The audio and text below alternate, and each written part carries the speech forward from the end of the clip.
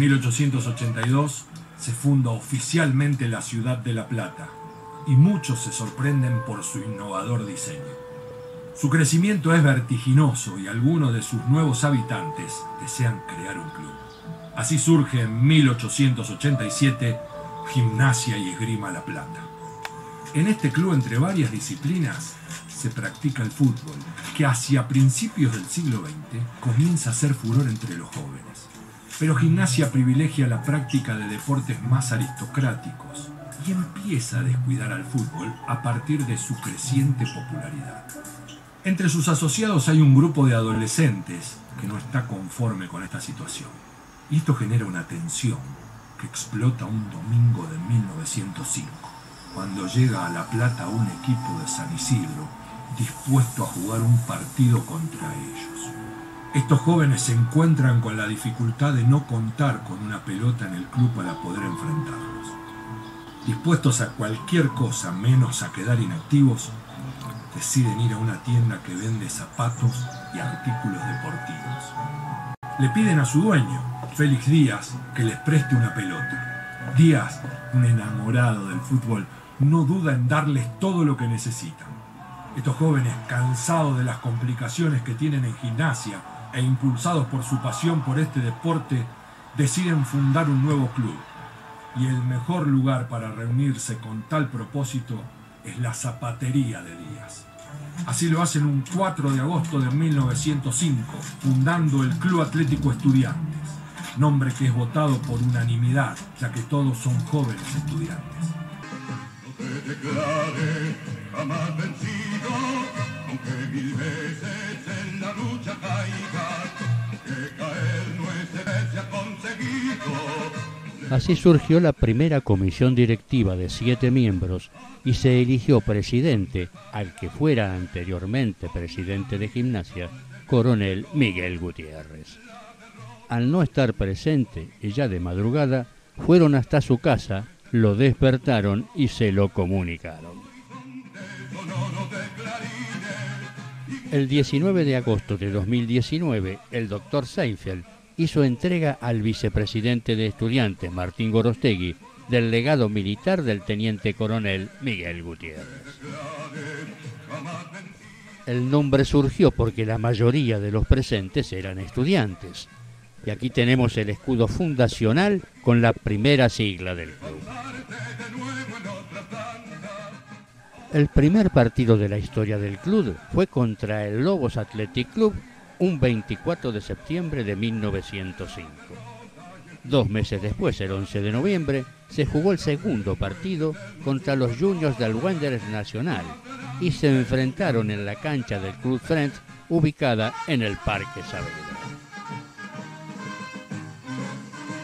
Se adoptan los colores rojo y blanco a rayas verticales en homenaje a Alumni, club al que admiran y que se encuentra en su esplendor. Los colores se eligieron a propuesta de uno de sus socios fundadores, Thomas Seden. En esta foto, que fue tomada en 1917, faltan 5 miembros de los 20 socios fundadores.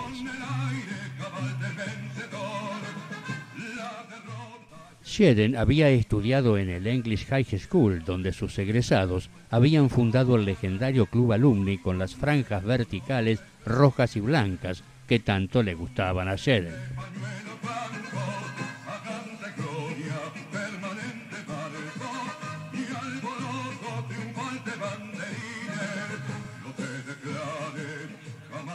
Estas son todas las camisetas titulares, suplentes y terceras utilizadas por estudiantes desde 1906 hasta el 2020.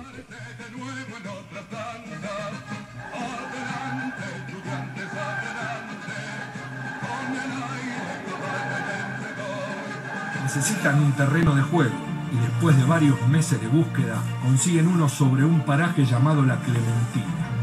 A la cancha la cuidan entre todos. Hacen una casilla con latas y cajones y como no hay agua, los días del partido tienen que ir a buscarla con baldes, caminando varias cuadras, ida y vuelta. Enseguida se afilian a la Argentine Football Association y de inmediato comienzan a obtener resultados estimulantes. Pero la cancha no cumple los requisitos reglamentarios y son desafiliados. Parece el fin de la ilusión, pero no se desalientan. Consiguen un terreno en 1,57, lugar donde está ubicado el viejo velódromo. Construir el estadio demanda un gasto enorme de dinero y Estudiantes, sin un peso, se defiende con la ayuda de Félix Díaz. El receso se prolonga mientras se procede a estos trabajos de construcción y algunos de sus jugadores, para no perder la forma, se alistan en diferentes clubes. En 1908, Estudiantes vuelve a ser aceptado por la asociación. El primer partido oficial fue contra La Plata Fútbol Club y el primer campeón, un equipo de la cuarta división. Y aquí un equipo de inferiores de 1909 posando con 2 copas ganadas.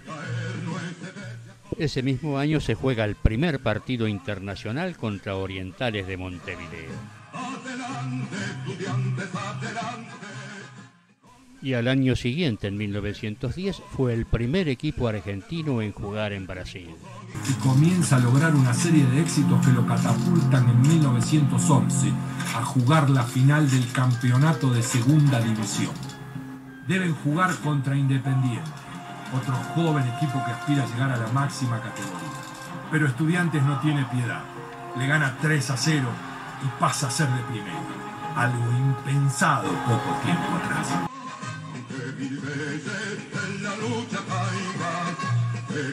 Y en 1911 logra el ascenso a primera con un equipo integrado mayoritariamente por jugadores del semillero. Entre ellos Raúl Díaz, futuro gobernador de Buenos Aires, y Jorge Hirschi, futuro intendente de La Plata.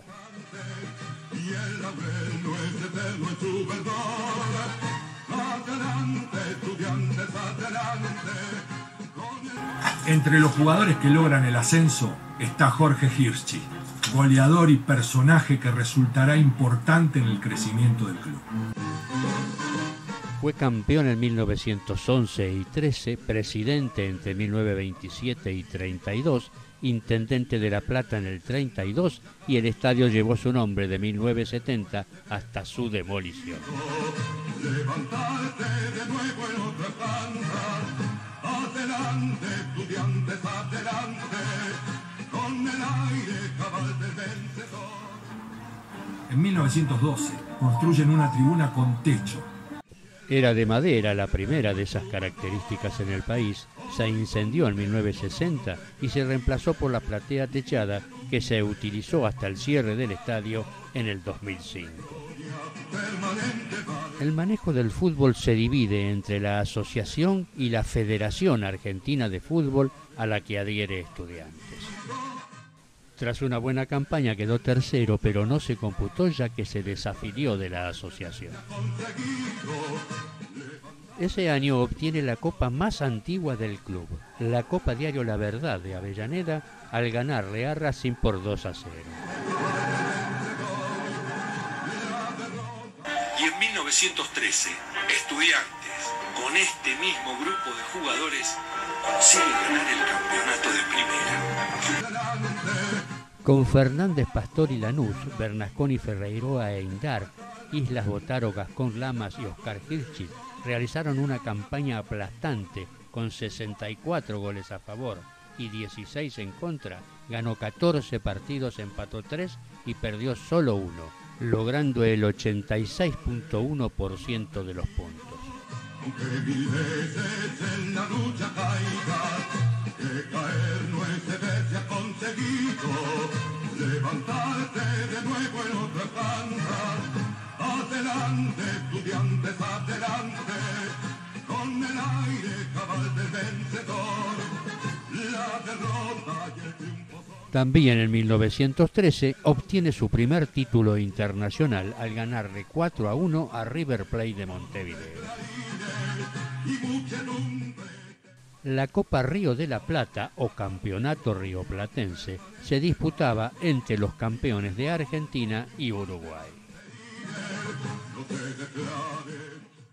Los jugadores Galup, Lanús, Fernández y Pastor fueron los primeros en jugar en la selección nacional y lo hicieron contra la selección de Uruguay. Levantarte de nuevo en otra tanda. Adelante, estudiantes, adelante. Con el aire probablemente gol. 4 meses después, Lamas se transforma en el cuarto jugador albirrojo en jugar en la selección, también contra Uruguay, en el Gran Premio de Honor Argentino. Con el bajo marcial ánimo tengo hasta la frente. En 1914, a pesar del alejamiento de varios jugadores, logra el subcampeonato a 3 puntos del campeón porteño y también obtiene el trofeo Campeonato de Mayo del Club Atlanta. En 1914, un grupo de estos futbolistas entra en conflicto y abandonan Estudiantes para irse a Independencia, un club chico que al año siguiente se fusiona con Gimnasia. El líder de este grupo es el arquero, Emilio Fernández, que en esta época trabaja en un frigorífico. Y por esta razón, Alfredo Lartigue, presidente de Estudiantes, muy molesto por la deserción, lo llama despectivamente tripero, apodo que rápidamente se hace extensivo a todos los de Gimnasia.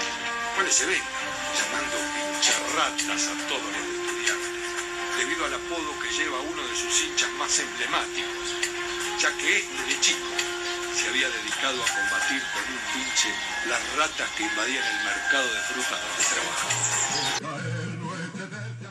Se trata de don Felipe Montedónica, quien fuera lustrabotas, embolsador harinero, changarín y peón del mercado, donde en sus ratos libres cazaba las ratas con un pinche. De ahí el mote del primer pincharrato.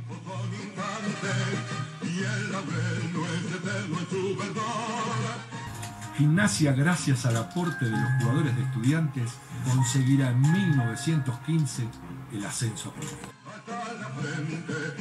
El ascenso de Gimnasia provocó que comience a jugarse el Clásico Platense, uno de los más populares de la Argentina.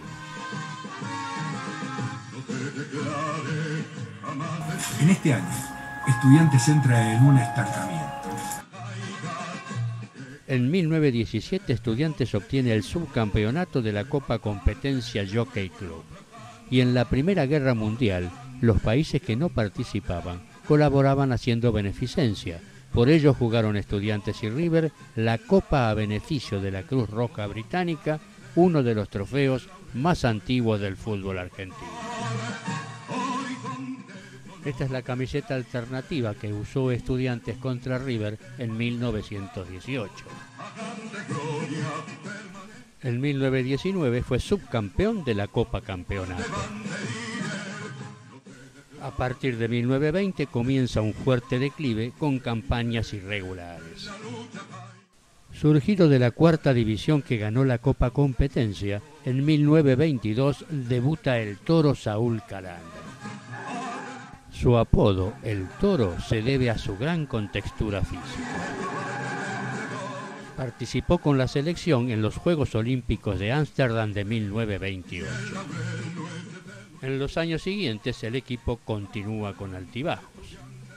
En 1925 Estudiantes tiene el primer goleador del campeonato, Francisco Bellomo, con 16 goles en 24 partidos.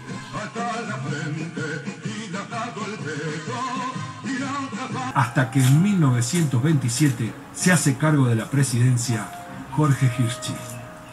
Hacia 1926, en las inferiores de Estudiantes, hay dos jugadores que se destacan por sobre el resto: Miguel Ángel Lauri y Alejandro Scopelli.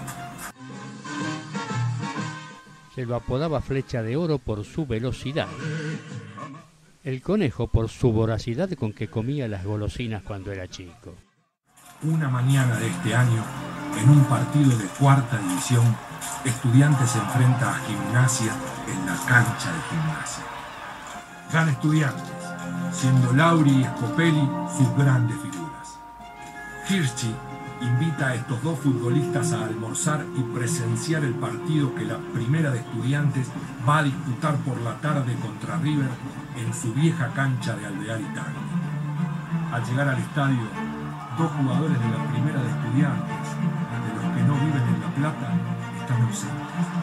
Llaman por los altoparlantes a Lauri y a Scopelli para que los reemplacen. Ellos están emocionados ante su sorpresivo debut jugando en primera y con las tribunas llenas.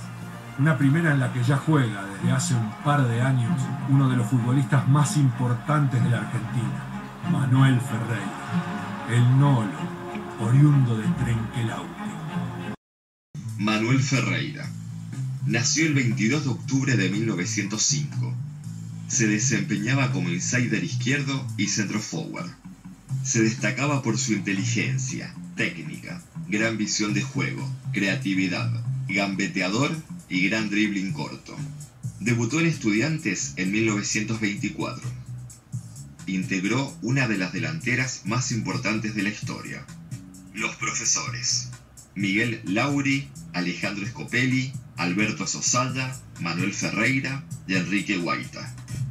En Estudiantes, Nolo o piloto olímpico jugó desde 1924 a 1933 y 1935 a 1936. Totales en el profesionalismo: 81 partidos, 29 goles. Selección Argentina. Jugó desde 1927 a 1930. Curiosidad: en el Mundial de 1930 no jugó contra México porque tenía que rendir un examen en la universidad. Poco tiempo después se suma a ellos Enrique Guaita, que llega a La Plata para estudiar medicina, pero nunca lo hace y comienza a jugar en el equipo. A principios de 1929, en una breve gira que realiza Estudiantes por Entre Ríos, descubren a un delantero que los vuelve locos. Su nombre es Alberto Sosaya. Lo convencen inmediatamente de sumarse al equipo. Viaja con el plantel a La Plata, donde pocos días después, los lados de Scopelli, Ferreira y Guaita juegan su primer partido juntos. En San Isidro, 7-0, Sosaya hace 4 goles.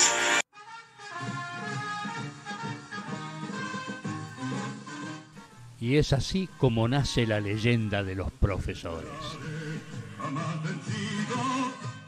A pesar de que ese 21 de julio de 1929 comenzaron por primera vez a jugar juntos la famosa delantera de Lauri, Scopelli, Sosaya, Ferreira y Guaita, la campaña de ese año no fue buena, debido a que sus integrantes fueron citados permanentemente para integrar combinados tanto nacionales como regionales.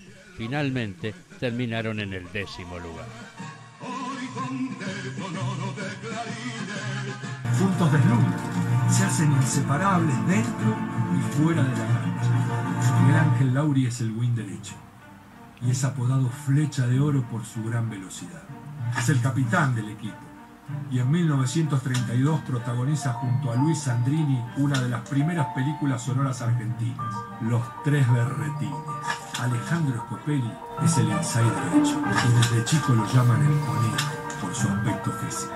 Alberto Sosaya, el centroforward, es apodado Don Padilla. En el campeonato del 31 marca el primer gol del profesionalismo en la Argentina y se convierte en el máximo goleador de ese mismo torneo con 32 tantos.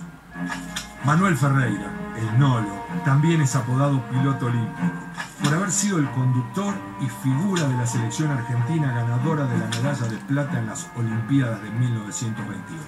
También es el capitán de la selección argentina en el Mundial del 30. Enrique Guaita, el indio, es el wing izquierdo. Es un jugador menos técnico, pero con una gran fuerza. Juega en la selección argentina. Juntos disputarán los campeonatos del 29, 30, 31 y 32. Fuera de la cancha se juntan a planear la jugada.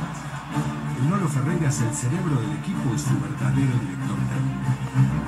El prestigioso periodista Félix Frascara dice que los 5 son como los dedos de una mano y que representan la mayor expresión del juego asociado que haya dado el fútbol. En cada presentación dan cátedra y por eso los llaman los profesores. Arrollan a sus rivales con un fútbol brillante de mucha técnica. Otro gran delantero de los profesores fue Juan Carlos Irurrieta, quien jugó entre 1922 y 1929, salvo en 1926, que jugó en River, pero se negó a jugar contra Estudiantes.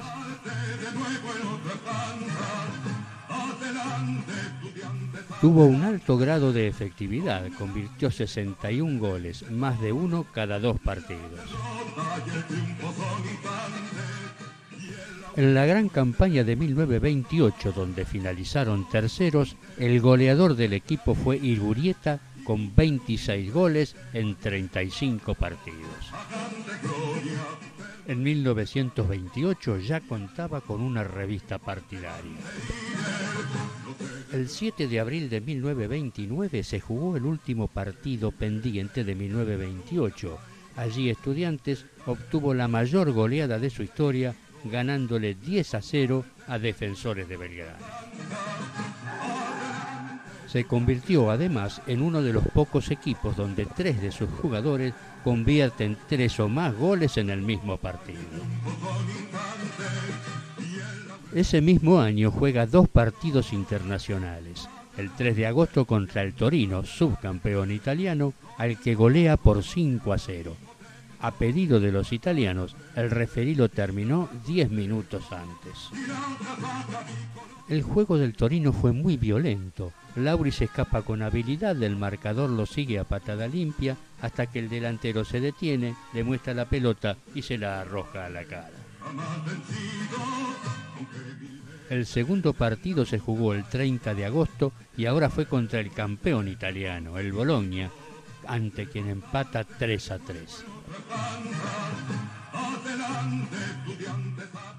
Ese año, jugando para la selección contra Paraguay, el Nolo Ferreira enfrenta solo a toda la defensa. Pasea la pelota de pie a pie varias veces, distrayendo a los contrarios, hasta que encuentra un hueco, patea y hace el gol. La policía montada baja de los caballos para felicitar al gran Nolo. La consagración definitiva de los profesores se produce en 1930, en el último torneo de la era amateur. Allí obtuvo magistralmente el subcampeonato. En 1930 convierte 113 goles en 35 partidos. El Conejo Scopelli fue el máximo goleador del amateurismo con 91 goles en 118 partidos. En el Mundial de Uruguay de 1930 juegan Ferreira como capitán y Scopelli autor de un gol. Se estrena la camiseta alternativa a cuadros rojos y negros.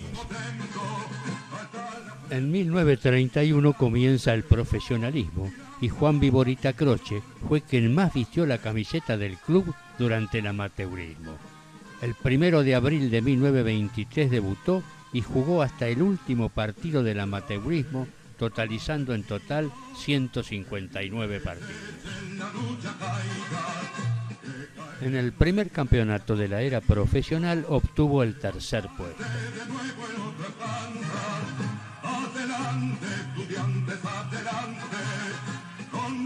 Y en 1931, 103 en 34. Es el equipo más goleador de la Argentina.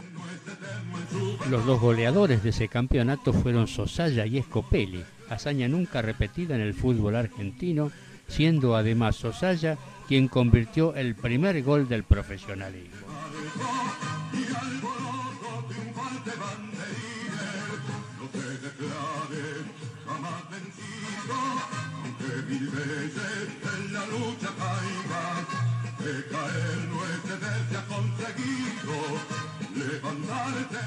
En 1932 fue subcampeón de la primera edición de la Copa Competencia, torneo oficial no regular.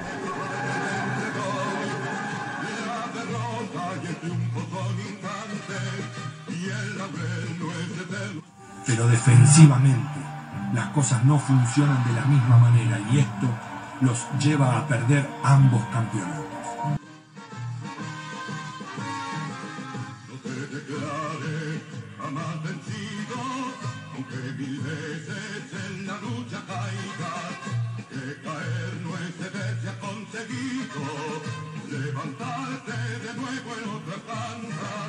Adelante, estudiantes, adelante, con el aire cabal del vencedor. La derrota y el triunfo son instantes, y el laurel no es eterno en su verdor. Armando Neri, en un partido contra Boca, obligó a cambiar la ley del offside. Le preguntó al referí cómo quedaba el delantero si al patear Boca un tiro libre él se metía dentro del arco, y el referí le contestó que adelantado. Así lo hizo y el referí cobró el offside. Más adelante hubo que modificar la ley del offside. Tenía una recia personalidad física y moral, un modelo que sirvió para definir el estilo de Estudiantes de todas las épocas.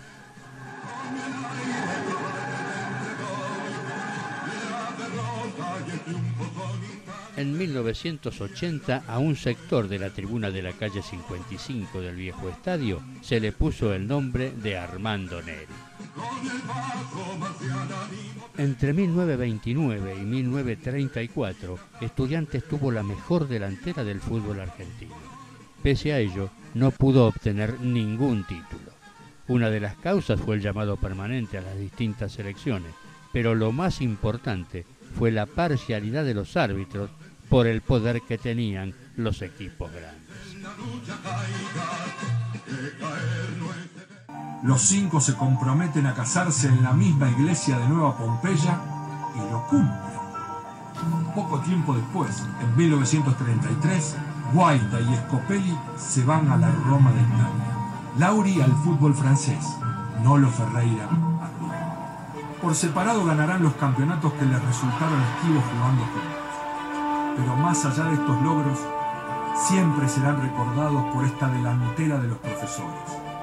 Estudiantes en estos años pasa de los 300 socios a los 8.000, terminando de consolidar una identidad que perdurará en el tiempo.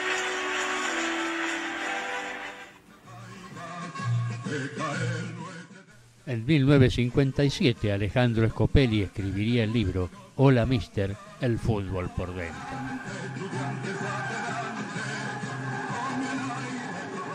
En 1932 se produjo un hecho que podríamos llamar antecedente del VAR. En un partido contra River, un tiro de Sosaya da en el travesaño y pica dentro del arco. El juez no lo convalida. Luego de los reclamos se va al vestuario, vuelve a los 20 minutos y cobra el gol que era legítimo. Se lo llamó el gol de la casilla porque el vestuario era una casilla. En esa época se incorpora de Defensores de Cambaceres Daniel Savio, que debuta con solo 16 años de edad. Al arquero capuano se le apodaba Manopla porque se decía que tenía las manos más grandes de Sudamérica. Su costumbre era arriesgarse a los pies de los delanteros. Una vez le patearon pelota y cabeza, lo dieron por muerto, pero reaccionó. El médico le dijo que no jugaba más. Él dijo que seguiría. Entonces no se tire así, dijo el médico. Yo me sigo tirando, le contestó. Tuvo una cortísima transferencia al Santos, donde a los 20 minutos del primer partido se tira a los pies y termina en el hospital. Se despertó luego de 8 días y solo preguntó si había sido gol. Se lo volvió a transferir al Fluminense. En el 33 designan entrenador al preparador físico Jaime Rodman. Hasta entonces dirigían los referentes del equipo.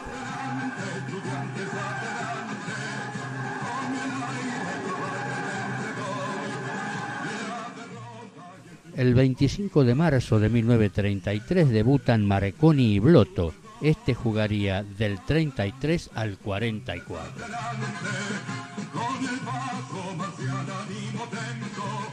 En 1937, Blotto salió campeón sudamericano con la selección nacional.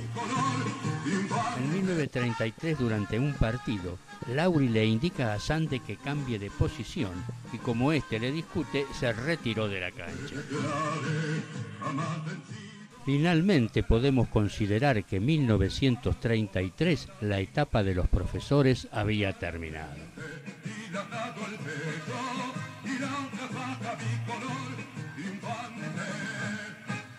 En 1934 se crea el banderín como insignia oficial del club. Tenía 70 centímetros de largo y 28 centímetros de alto.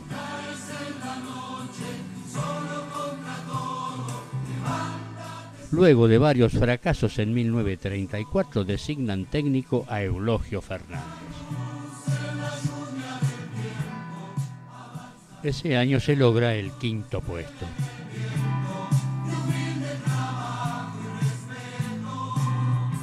En 1935 se ubica en el séptimo lugar y se logra la mayor goleada del profesionalismo al ganarle a Lanús por 9-1, en donde Eduardo Sande convierte 4 goles en el primer tiempo.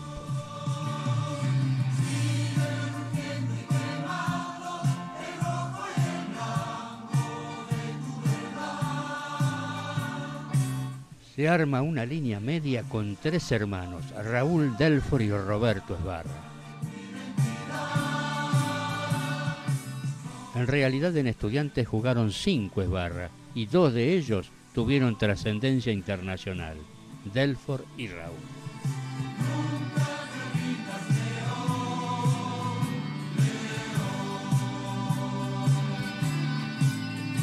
En 1935, en un partido frente a Tigre, debuta el vasco Agustín Iturria. Convierte como debutante el gol más rápido hasta ese momento, antes del minuto de juego, y hace 3 goles en el primer tiempo. En 1936 termina 11 en el campeonato, pero en la Copa de Honor, Sosaya es el goleador con 16 tantos.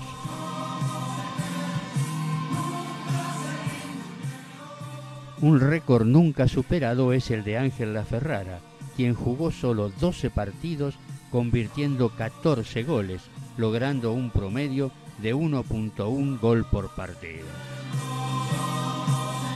En total jugó 78 partidos y marcó 86 goles.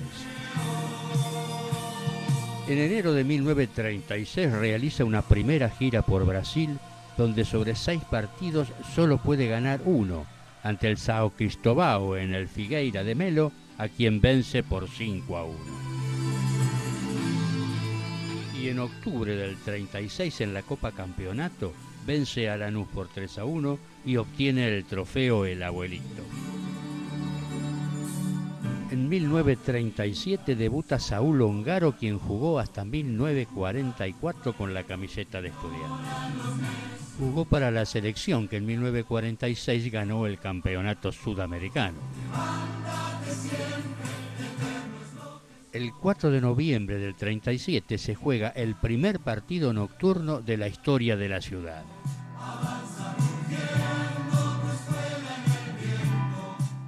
Y ese mismo año se juega el primer partido internacional nocturno frente a Peñarol de Montevideo. Y se estrena la camiseta de emergencia verde oliva. También en 1937 Scopelli y Sosaya van a la selección nacional. En 1938 se cambia íntegramente el plantel y llega el payo Manuel Pellegrina, máximo goleador histórico con 239 goles en 507 partidos. Jugó 18 temporadas, es el win más goleador de la Argentina y se ubica en los 10 máximos goleadores del país. Y también es el máximo goleador en los clásicos, ya que le hizo 11 goles a Gimnasia.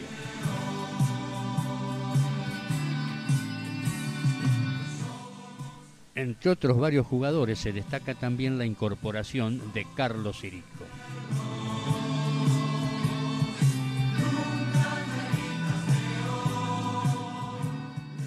En 1939 se incorporan Nicolás Palma y Eduardo Rodríguez.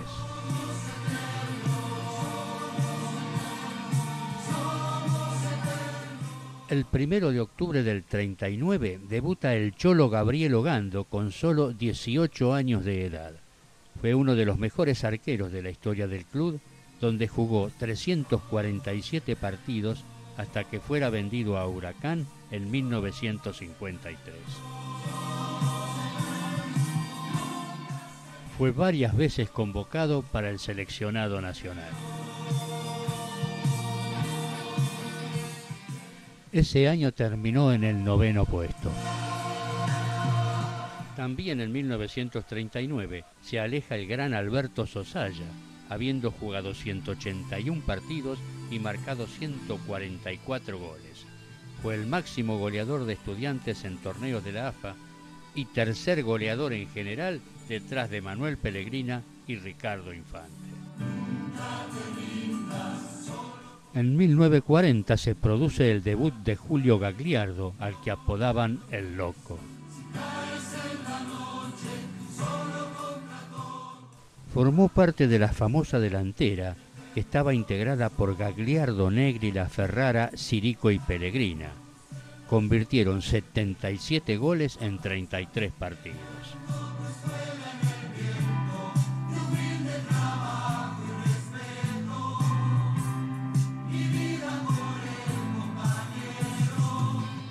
Ese año obtuvo el 6º puesto. Juan José Pichón Negri fue uno de los 10 máximos goleadores de la historia de Estudiantes. Jugó del 38 al 47 y volvió en el 58. En 1952 pasó al fútbol brasileño y salió campeón con el San Pablo y con el Santos, donde Pelé declaró que fue su ídolo, habiendo aprendido mucho de él. El 11 de mayo de 1941 debuta Walter Garcerón. Con 330 partidos, está entre los 11 jugadores con más presencias oficiales en el Pincha. Fue apodado La Garza por su figura espigada y formó parte de la histórica línea media Garcerón, Villa y Boucher. Luis Villa jugó 181 partidos entre 1940 y 1950.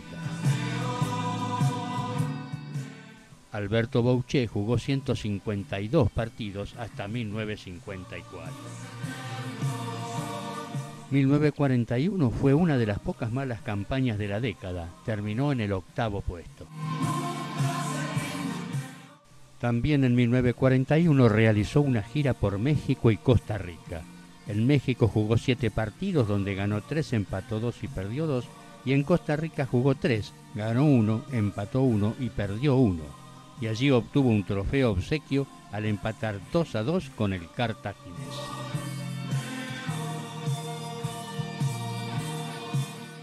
En 1942, con varios refuerzos, se obtiene el 6º puesto. El 5 de abril debuta Fortunato de Sagastizábal. Ese día, Estudiante logra una de sus grandes levantadas y precisamente contra Platense. En ese partido, en el primer tiempo perdía 0-3, y en el segundo lo da vuelta y gana 7-3. De Sagastizábal convierte 3 goles en su debut.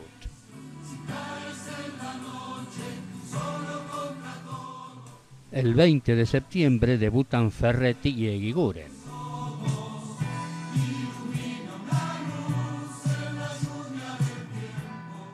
Y el 1 de noviembre debuta Ricardo Infante, quien junto a Manuel Pellegrina fueron los goleadores de Estudiantes por casi 20 años. Infante fue el 7º goleador de Argentina y el 2º de Estudiantes con 217 goles, 2 de ellos con la selección. Entre muchas de sus hazañas fue el inventor de la famosa Rabona, que fuera reconocido por la FIFA en el año 2014. En un partido contra Rosario Central, patea Gagliardo y rebota en el palo. Sin pararla, Infante le da con pierna derecha por detrás de la izquierda y convierte un verdadero golazo. Ante ellos, mientras recibe la felicitación del árbitro, el arquero de Central abraza y felicita al rival. Así lo relata el propio Ricardo Infante. Presentación en Primera División fue en el año 42. Yo tenía 18 años. Pero tuve la suerte de tener grandes compañeros como Pichón Negri, Julio Gagliardo, Sirico, Pellegrina. Empecé a jugar de titular en el año 44, salir campeones, y no pudimos porque ellos jugaban con 14 y nosotros con 11, ellos jugaban con el Refi y los dos Leyma. Generalmente jugábamos bien, pero generalmente perdíamos, siempre empatábamos, era difícil ganar. Porque tenían una pequeña ayuda de los referidos. Y Julio Gagliardo se recortó por la derecha y partió, pegó en el palo izquierdo del arquero. y la pelota hizo así y vino acá, se levantó. Y cuando se levantó, yo le pego así. Y la pelota salió y se metió en el nido de la parte izquierda del arquero.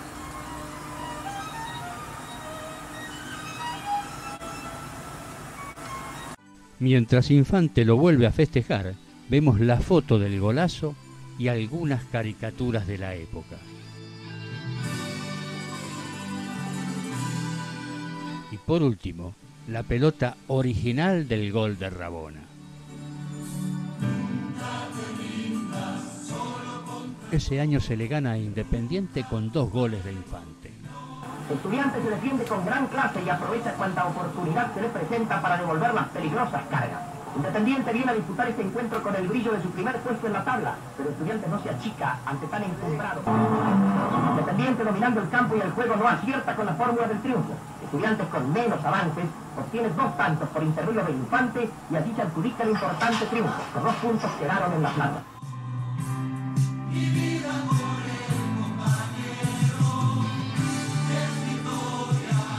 Los primeros padre e hijo en jugar en Estudiantes fueron los Ferreiroa.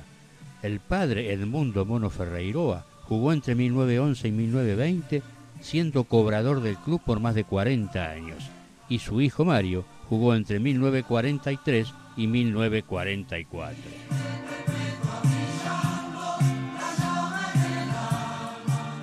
En 1943 obtiene el 5º puesto y viene Rafael Meso, que jugara en el Cartaginés de Costa Rica. Realiza una gira por Bolivia y Perú, jugando 7 partidos, ganando 6 y empatando 1. El goleador fue Pellegrina con 6 goles. Aquí en el triunfo frente a Universitario, los capitanes Jordán y Ongaro y el juez del partido. En 1944 logra un magnífico 3er puesto, e Infante con 19 goles se consagró como ídolo de Estudiantes. En ese campeonato le gana en gran forma a Huracán por 3-1, quitándole un invicto de 13 fechas. Gana brillantemente la Copa Adrián Escobar, que era el presidente de la AFA, un torneo oficial no regular que se jugó entre 1939 y 1949. Era un heptagonal con los 7 primeros del campeonato oficial. En cuartos de final empata 0-0 con River y se define por córners a favor. Gana 4 córners a 3. Gana la semifinal 2-1 a Huracán y la final en Boedo 1-0 a San Lorenzo. El goleador del equipo fue Infante con 2 goles.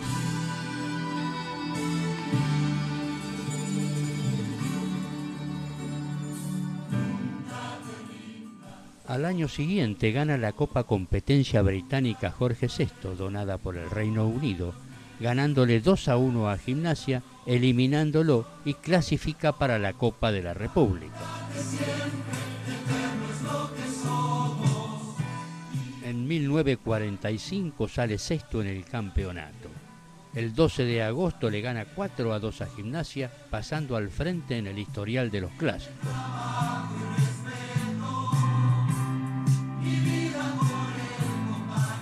Y el 2 de diciembre, en la última fecha, vence a Gimnasia por 3-1, haciéndolo descender, quien solo necesitaba un punto para salvarse. En la misma temporada gana la Copa de la República, constituida por 40 equipos, los de primera y los mejores del interior.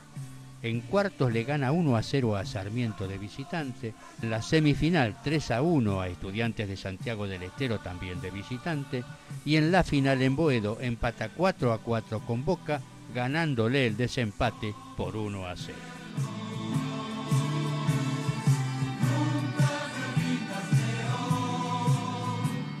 El goleador del equipo fue Manuel Pellegrina con 4 goles.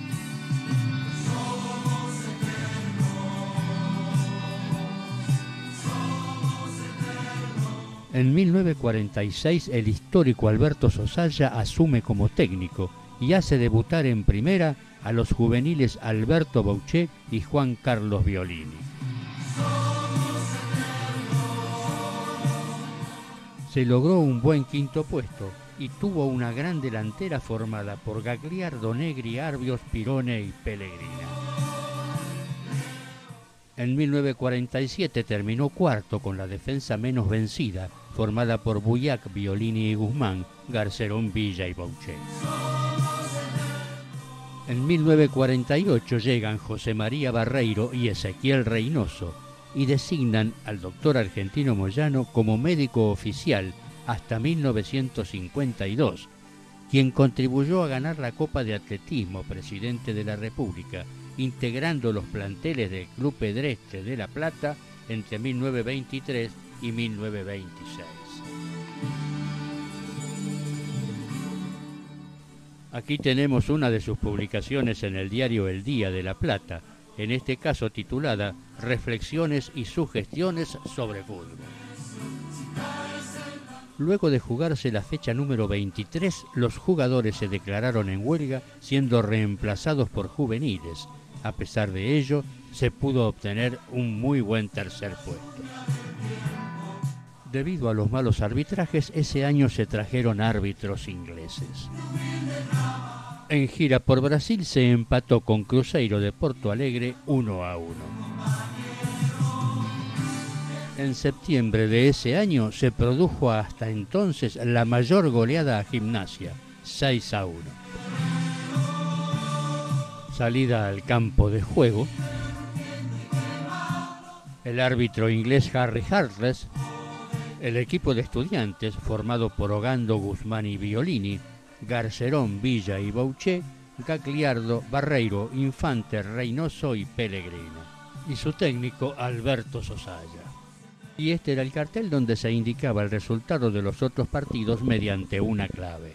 El expresidente Luis María Canepa, aquí junto al presidente Pedro Osácar. A los 7 minutos de juego, Infante convierte el primer gol. A los 9, Barreiro casi convierte nuevamente. A los 14, segundo gol, otra vez convertido por Infante. El tercero llega a los 22 por intermedio de Pellegrina. Y a los 26, Gagliardo convierte el cuarto. En el segundo tiempo, a los 13, nuevamente Infante convierte su tercer gol y el quinto para Estudiantes. Y por último, a los 20, Barreiro completa la media docena.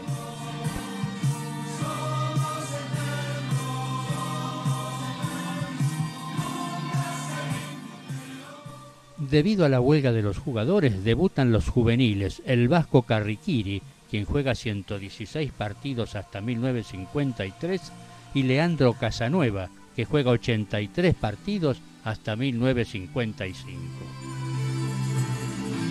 Y también debuta Héctor Antonio, que apodaban el Cochero. Jugó 13 años en la delantera pincha hasta 1961, 268 partidos y convirtió 71 goles. También fue técnico de Estudiantes entre 1977 y 1978. En 1949 llega Antonio Giosa, apodado La Alfeta por su velocidad, y debuta el 24 de abril contra River. Jugó hasta 1953, 78 partidos y marcó 22 goles. Integró la delantera Giosa, Barreiro, Infante, primero Reynoso y después Antonio y Pellegrina. En 1950 designan técnico a un escocés, Neil McBain, en reemplazo de Sosaya. Es un exjugador del Manchester United. Se logra un sexto puesto y estrenan la camiseta alternativa color rojo. En 1951 llega el arquero Antonio Santos Giofre de Lanús, juega 101 partidos hasta 1957. Le decían el ángel del arco pincha. Ese mismo año Gimnasia vuelve a descender. En la primera rueda Estudiantes le empata en el último minuto con gol de Giosa y en la segunda le gana por 2-1. Termina en el 10º lugar, último Gimnasia. El 26 de julio de 1952 fallece Eva Perón y La Plata pasa a llamarse Ciudad de Eva Perón, el club Estudiantes de Eva Perón. Al año siguiente nombran técnico a Alberto Viola y llegan Urriolabeitía y Baiocco. El vasco Juan Eulogio Urriolabeitía jugó entre 1952 y 1956. Fue técnico de las terceras campeonas de los Metropolitanos de 1968 y 1969 y también fue técnico de la Primera División en 1979. 3 integrantes del equipo de la tercera. Miguel Ángel Baiocco jugaba de entreala derecho y era apodado el Nene Baiocco. También debuta el arquero Omar Lolo Caposio, que jugó hasta 1955. El año terminó con un mediocre puesto 12 en la tabla. Sobre el final del campeonato se declara una huelga de jugadores por falta de pago. Para colmo, por problemas de la época, el club fue intervenido y el plantel desmantelado. Por ejemplo, Infante, cotizado en 1 millón de pesos, se vende junto a otros 5 jugadores en 1,5 millones a Huracán. Solo quedaron Garcerón y Antonio, y muchos juveniles como José María Silvero.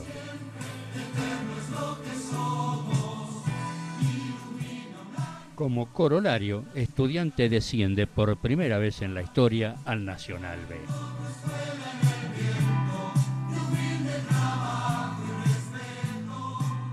Pero en 1954, intervenido, humillado, descendido y fundido, fiel a su historia de solos contra todos, renace de sus cenizas. Para ayudar al que considera su club, retorna al Payo Pellegrina y se incorporan Rolando y Coaglia. Y en brillante campaña donde juega 34 partidos, gana 19, empata 8 y solo pierde 7, retorna a la Primera División. Una incorporación muy importante fue la de Lucho Elorga, que acompañaría más adelante a los equipos de Osvaldo Subeldía. El equipo de Joffre, Casanueva y Silvero, Garcerón, Urriolabeitía y Bouché, Ruggeri, Coaglia, Rolando, Antonio y Pellegrina fue dirigido primero por Viola y luego por Fortunato.